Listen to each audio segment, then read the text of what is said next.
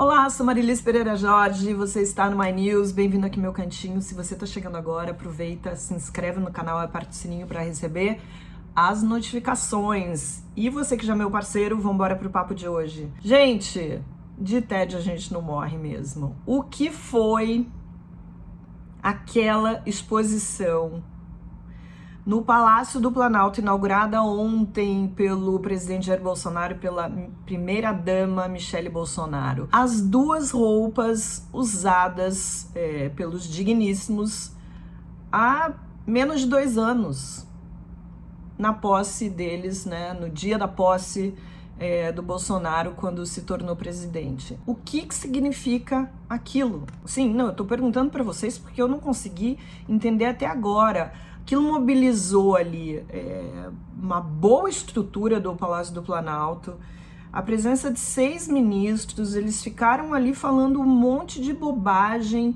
a primeira-dama dizendo que era um momento memorável, o Brasil indo para já com mais de 177 mil mortos pela Covid. Aquilo ali parece um quadro, eu ia falar um quadro de humor, não, mas é um quadro de horror. Já seria um péssimo quadro de humor em qualquer momento, mas assim, nesse momento, assim, é inútil, inadequado, é insensível o que a gente viu ali. O mundo inteiro discutindo sobre as questões da vacina, o governador de São Paulo anunciando que vai começar a vacinar as pessoas no dia 25 de janeiro, ainda que essa vacina não tenha sido aprovada ainda pela Anvisa, então a gente vê ali um choque político, a gente sabe que é uma guerra que está acontecendo entre o presidente Bolsonaro e o governador de São Paulo, João Dória, mas o fato é, hoje, terça-feira, dia 8 de dezembro, as primeiras pessoas começaram a ser vacinadas no Reino Unido, e a gente aqui sem nenhum plano do que vai acontecer, quais as vacinas poderão ser aprovadas, como é que a gente vai fazer essa vacinação.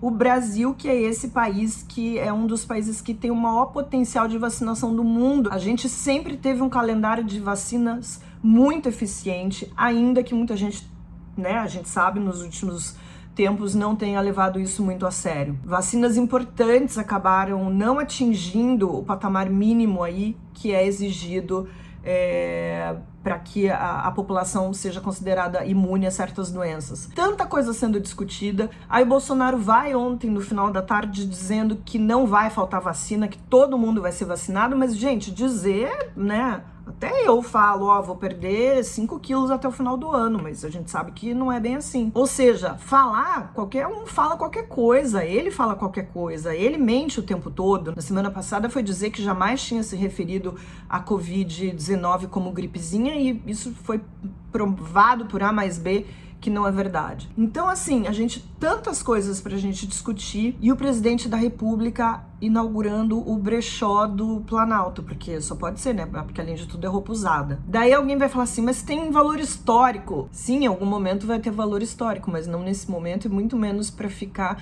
fazendo propaganda do terno que ele ganhou, que não pagou, ou do vestido que a primeira-dama usou na cerimônia. É uma coisa muito de mau gosto e patético. Mas eu quero falar de uma outra coisa hoje. É um assunto que tá todo mundo falando, mas eu quero trazer um viés um pouquinho diferente sobre isso, que são os 1000 dias do assassinato da vereadora Marielle Franco aqui no Rio de Janeiro. Tá havendo uma cobrança muito grande de todos os setores da sociedade, e faz todo sentido, mas o que eu quero discutir com vocês aqui é que tem muita gente que ainda se pergunta assim, por que essa morte é uma morte tão especial? Por que essa morte é diferente? Por que essa morte é uma morte que se cobra tanto, ainda que o Brasil seja um país muito violento e morram pessoas todos os dias? E é verdade, no ano passado a gente teve aí 41 mil mortes violentas, e isso que houve uma queda muito grande, é o menor número desde 2018, para vocês terem uma ideia. A gente já bateu na marca de 60 mil, 65 mil mortes violentas por ano. Agora mesmo, no final de semana, a gente teve a notícia de mais 2 mortes de 2 crianças que estavam brincando na frente de casa. A Emily Vitória, de 4 anos, e a Rebeca Beatriz, de 7 anos, são primas, estavam brincando, enfim, perto de casa, e foram mortas aí por tiros, e isso está ainda sendo investigado. Eu vejo, talvez vocês vejam também, muita gente contestando a revolta e a cobrança que acontece em torno da morte da vereadora Marielle. E é muito bom que isso seja discutido, porque as pessoas precisam entender uma coisa. Não é que a vida dela seja mais importante, não é que a morte dela seja mais importante, não é que a solução desse assassinato seja mais importante do que todas essas outras vidas que a gente perde diariamente no Brasil. A questão aqui é simbólica. O que significa uma vereadora ser morta? O que significa esse crime, depois de 1000 dias, continuar sem solução?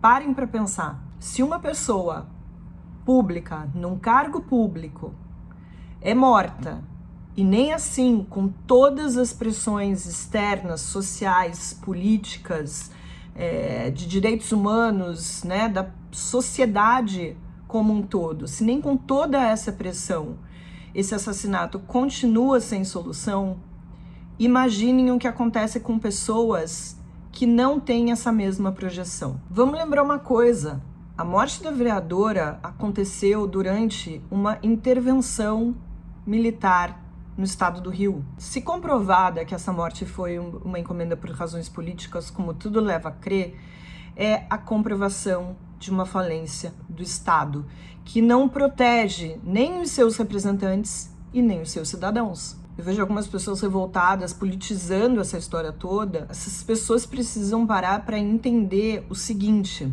a morte de uma vereadora e a falta de solução desse assassinato coloca toda a população, toda a sociedade numa posição de refém de um Estado violento. A morte da Marielle deveria unir toda essa corda de políticos bandidos, milicianos, que destruiu o Rio de Janeiro e que continua destruindo o Rio de Janeiro. E eu vejo que as pessoas não se dão conta da gravidade disso. Eu me lembro que eu falei na época que eu queria acreditar que a morte de uma vereadora seria um divisor na questão da segurança pública do Rio de Janeiro, mas parece que não vai acontecer nada.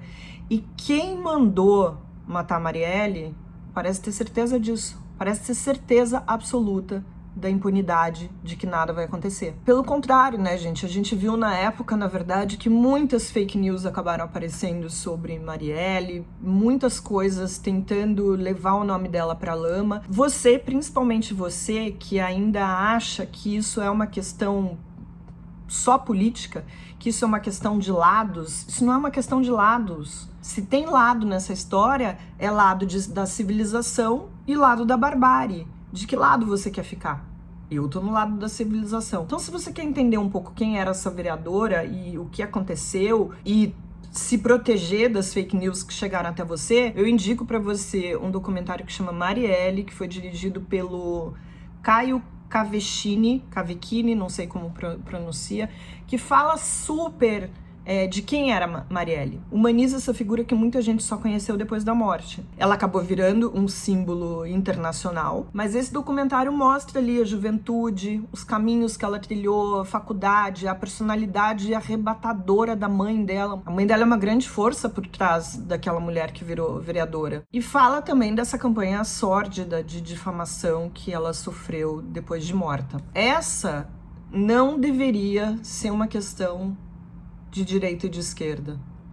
De novo, se tem dois lados nessa história, é da civilização e da barbárie. E o que nos coloca ao lado da civilização é o inconformismo. Então, quando você vê todas essas pessoas perguntando quem matou Marielle, contando os dias que isso já aconteceu e que continua sem solução, esse inconformismo é o que nos mantém do lado da civilidade. Então, conhecer a história dessa vereadora morta, conhecer a história de Marielle e exigir que as autoridades descubram quem e por que ela foi morta, é, na verdade, se colocar ao lado não só da justiça, mas é tentar, de alguma forma, que a gente ajude a salvar o Rio dessa selvageria em que a gente vive. Muita gente diz que o Rio é um grande reflexo do que acontece no Brasil todo, e eu concordo. Por isso, todos nós deveríamos levantar essa bandeira. Não é uma bandeira política, é uma bandeira contra a violência, é uma bandeira a favor de que a gente viva num país mais seguro e mais decente.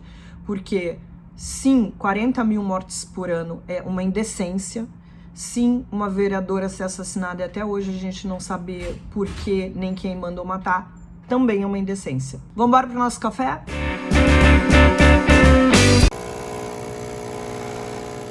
Mais uma canequinha da coleção Marilda.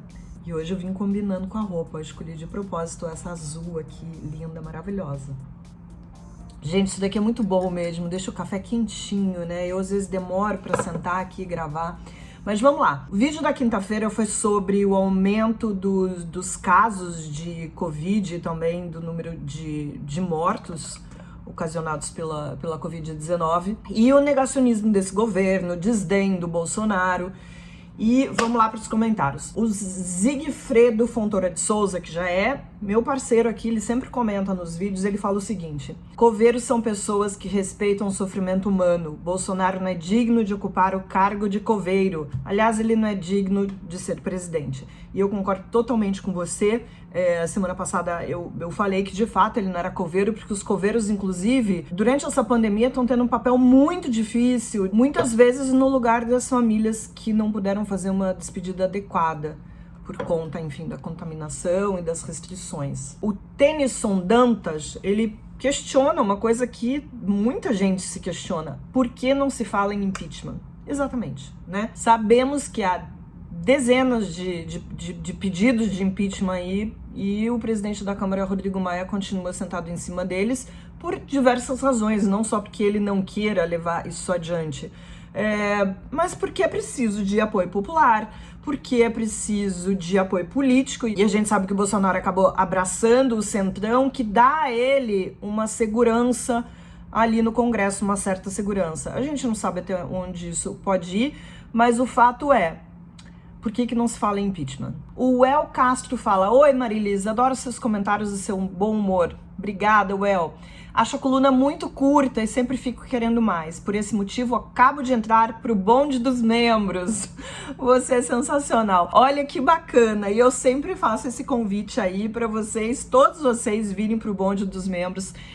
O My News está preparando cada vez mais conteúdo exclusivo. O ano que vem vai ter muita surpresa.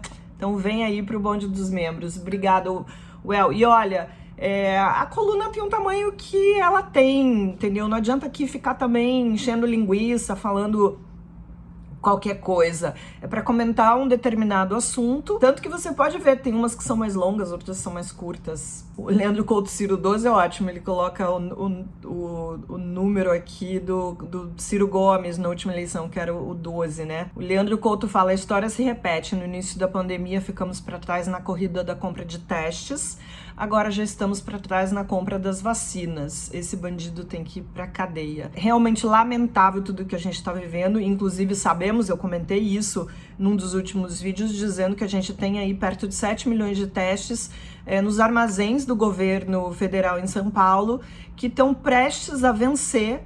E a pergunta é: por que esses testes não foram distribuídos e usados, né? E agora o que a gente tá vendo? O mundo todo acompanhando as primeiras pessoas serem vacinadas no Reino Unido, todo mundo comemorando, todo mundo, né, se enchendo de esperança, e o Brasil tá nessa guerra política entre o presidente Bolsonaro, o governador de São Paulo, que já anunciou que vai começar a vacinar dia 25 de janeiro, ainda que a vacina que o governo de São Paulo comprou não tenha sido aprovada pela Anvisa, e isso precisa ser feito. Então, assim, a gente fica no meio dessa guerra política, no momento que todos os governantes, né, no âmbito federal, estadual, municipal, tinham que estar se organizando para defender os interesses da população. Não é isso que a gente tá vendo. E a Carol Vegas fala: oi Marilis, eu quase caí para trás quando eu vi quem nega que tenha medicamento eficaz são os verdadeiros negacionistas.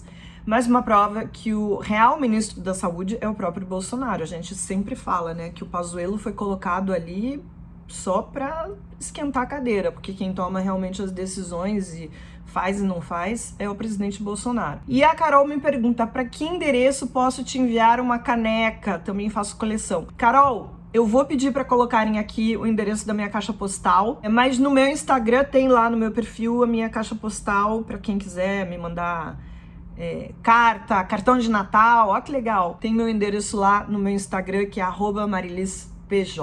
Gente, é isso. Fico por aqui, volto na quinta-feira. Uma ótima semana para nós e um beijo.